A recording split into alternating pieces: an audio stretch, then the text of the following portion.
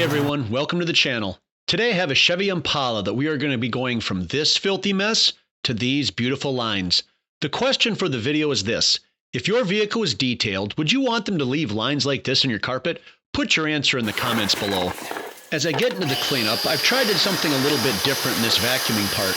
I'm using more normal speed footage and trying to cut shots to close-ups and panning in and out more. Let me know down below if this is something you find satisfying, or if you'd rather just like me to use a stationary camera and use sped-up footage. I do less of the cuts and more of the sped-up footage during some of the extractions because so many people look forward to those scenes. The vacuuming went extremely well. The carpet is above medium grade, so the dirt comes out quickly. It's like a night and day difference once I'm finished. You can see the danger of using the drill brush. It kicks up a lot of dust and dirt into the air. You've always got to make sure you know which way it's spinning.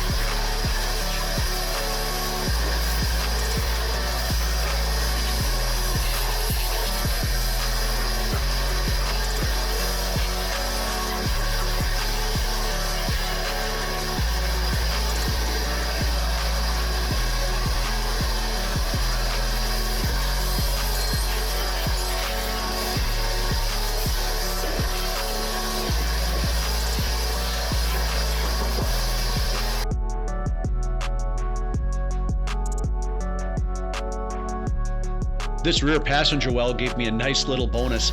Here's a token for a free kids cone at Dairy Queen. No, I didn't keep it. I made sure to put it with the rest of the owner's items. But I really could have gone for a dip cone after I finished this detail.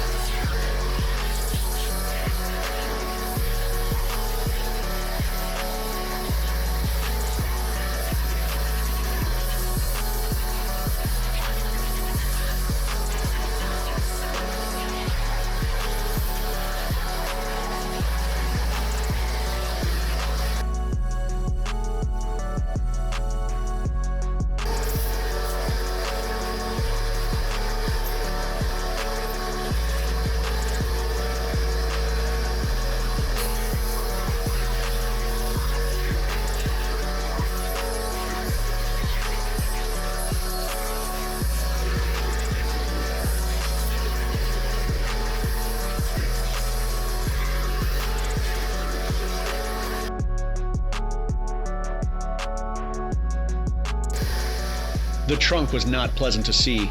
It was satisfying to watch afterwards, but the owner had put their Christmas tree in the trunk to haul away, and it left behind an incredible amount of pine needles. I just had to include this footage sped up though, because it is mesmerizing to watch.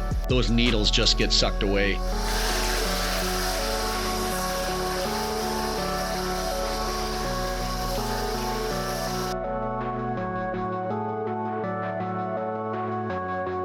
Here's why I can't put stripes in most carpet. This is the trunk carpet, which is in most vehicles. I'm rubbing my hand across and there's nothing to lay down. Look at this carpet in the front. Notice how the fibers lay in one direction. They look light. I rub back and they look dark. That's the pile laying down and giving the appearance of stripes. I'm continuing the vacuuming with the seats, making sure to get in those little crevices in, kind of pulling apart the seams to make sure that I get them cleaned out completely. I'm also sure not to forget that secret storage area compartment underneath. As a detailer, you don't want to forget any part of the vehicle because the owners will always notice things that you don't clean.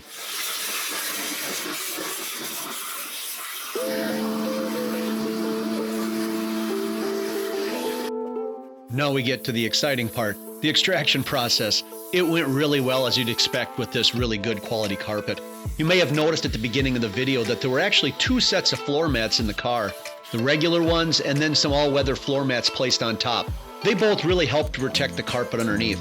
I'm going to focus most of my efforts on that fake pedal area in the front left where everybody rests their foot when they're driving.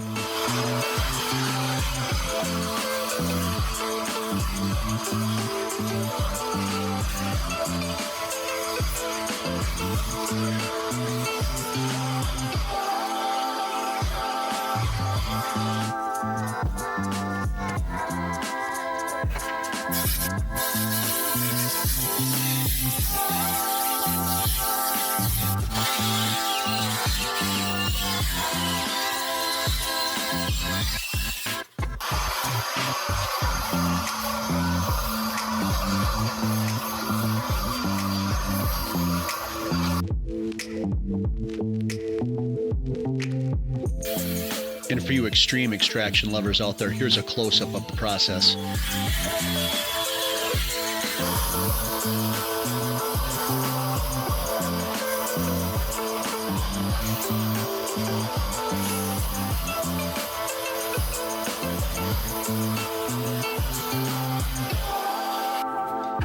This well tested me a little bit. It ended up turning out great, but this white spot in the back that I thought was candy actually turned out to be some kind of adhesive. I hit it with the steamer thinking it would melt away, but you can see that it more like smeared it into the carpet. I ended up having to use some goof-off adhesive remover combined with the steam and repeat that process 2 to 3 times to get it completely removed.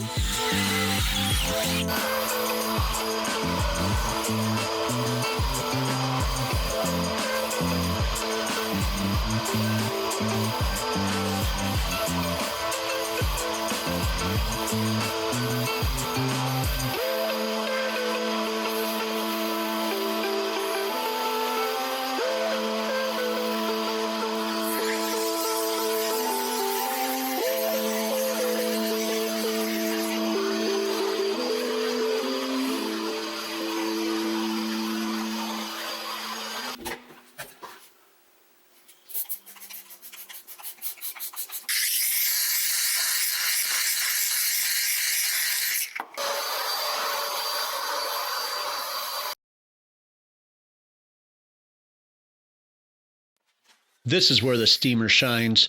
There was a Mentos candy that had bonded with the carpet underneath the passenger seat.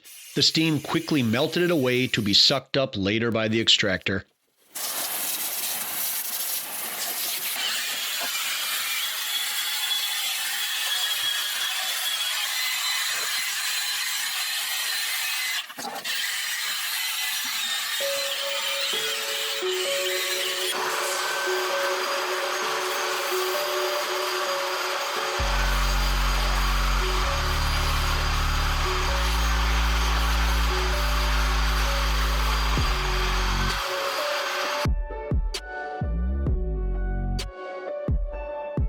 Moving on to the floor mats, it's just unfortunate I'm not able to use the pressure washer around here in the winter because this floor mat really could use it. It was pretty rock hard on the bottom side with cake salt. I did my usual extractions, but it wasn't removing as much salt as I wanted. So I tried an old trick of mixing some water and vinegar and soaking that part of the floor mat, let it soak for a few minutes to dissolve the salt. Then I did a final extraction and it actually turned out better than I thought it would.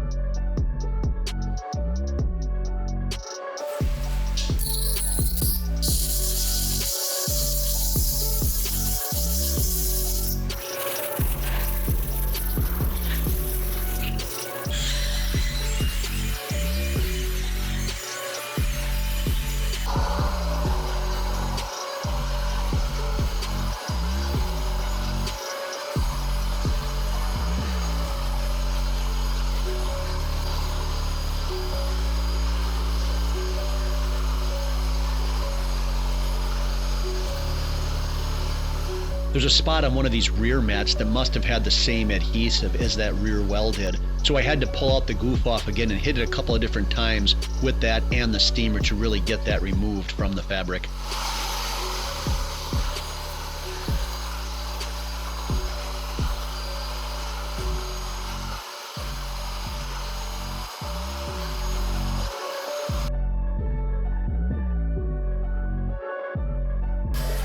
I also had to clean the all-weather floor mats. These things clean up so nicely. I use some of the solution, I'll use my drill brush, I'll use a couple of other brushes to get down in those tighter crevices in the rubber and vinyl. Then I'll use my wet dry shop vac to suck up all the solution. Instead of getting a bunch of microfiber towels dirty with that grime, they don't come real clean after that grime gets embedded down in the fibers. So it really saves on towels using this shop vac to suck up the solution.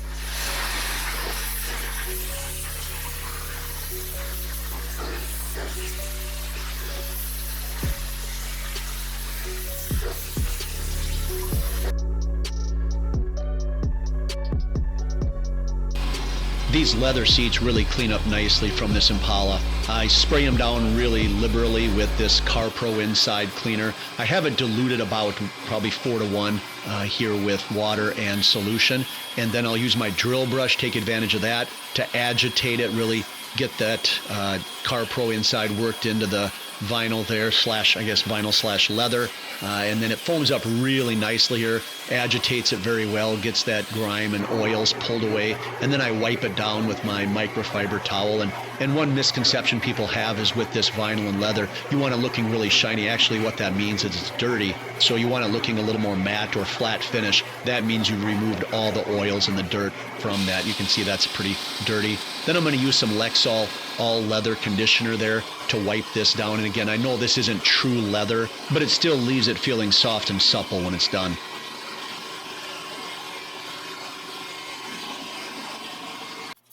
I continued this process on the rear seat to restore them back to an almost new condition.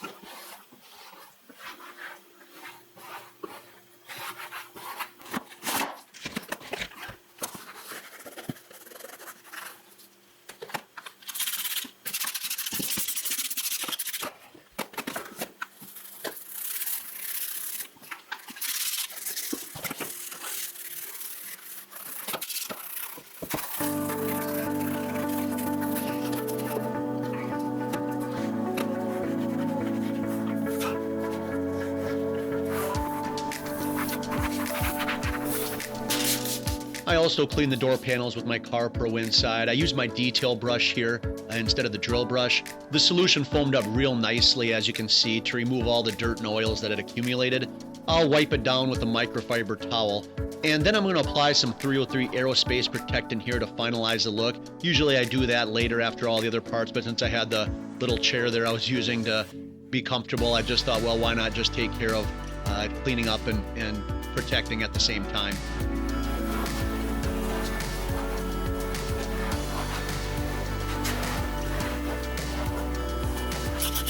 One of my favorite parts to clean is always a center armrest because it usually reveals some nasty oil and dirt buildup, but this was the second vehicle in a row that disappointed me because it's a fairly clean result when I'm done.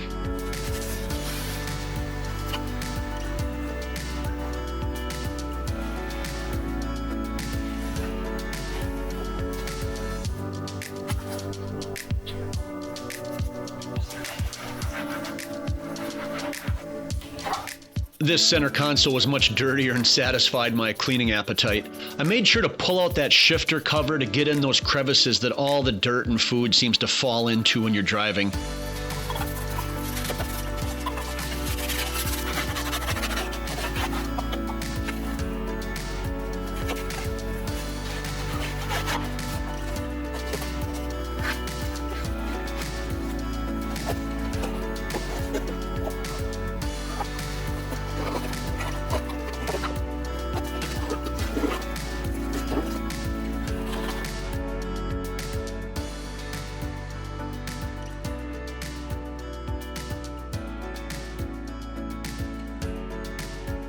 I'll finish by cleaning both sides of the glass. I'm getting a lot better at using this squeegee. Maybe someday I'll figure out or be able to do it like those professional window washers that can kind of squeegee an entire window and never take the squeegee off the glass in that figure 8 motion and leave it sparkling clean, but I'm not there yet.